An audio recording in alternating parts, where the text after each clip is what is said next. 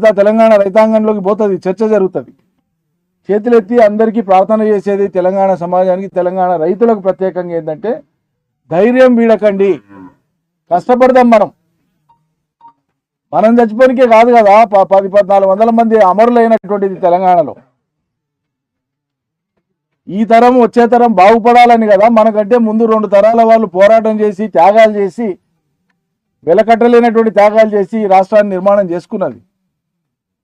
ధైర్యం కోల్పోవద్దు దయచేసి. మనం అజాగ్రత్తగా ఉన్న దుర్మార్గుల చేతులకు పోయింది రాజ్యం. దుర్మార్గాలను ఎండగట్టి వాటిని అడుగునే ప్రయత్నం చేయాలి. మన ధర్మం మనం ధైర్యం వీడితే ఎట్లా? మనం గట్టి ఉండాలి కదా, మనం గట్టి ఉండాలా లేదా?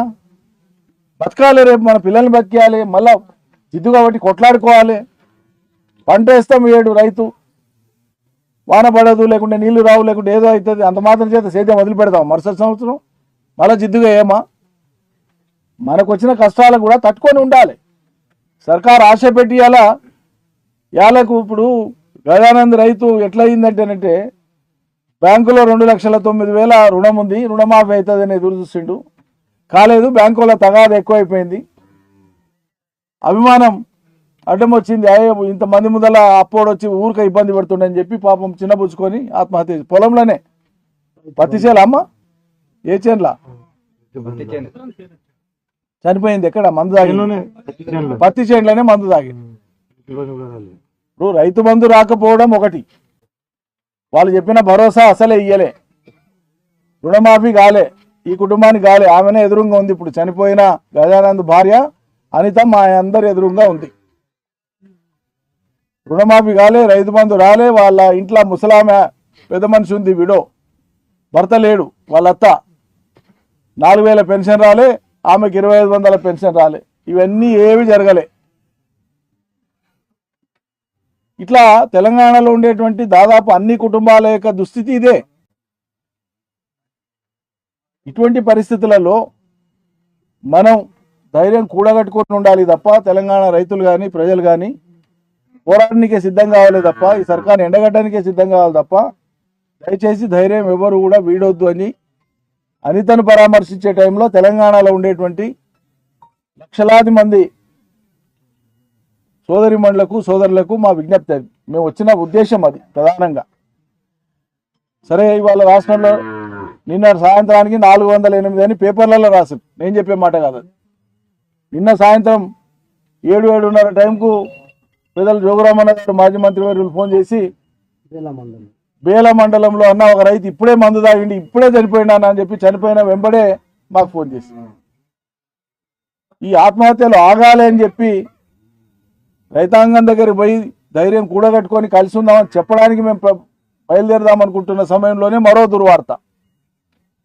కాబట్టి ఇటువంటి దుర్వార్తలు వినడానికో, 400 రోజులు దాటిన సర్కారు 400 రైతుల బలవన్మరణాలను బహుమతిగా ఇచ్చేటువంటి రాజ్యం చూడనికేనో మనం లేం.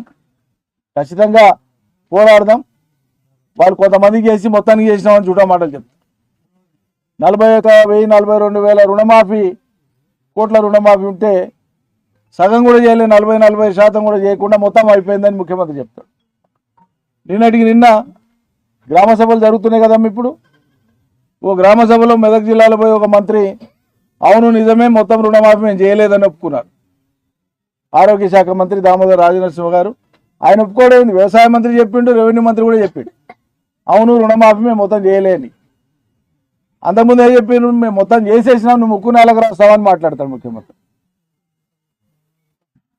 జర చేసి మొత్తం చేసినా అనేటువంటి దబాయింపు.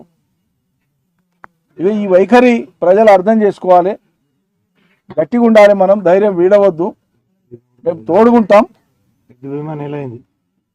బీమా ఇప్పటిదాకా రాలే ఆమెకు, 3 నెలలు అయిపోయింది.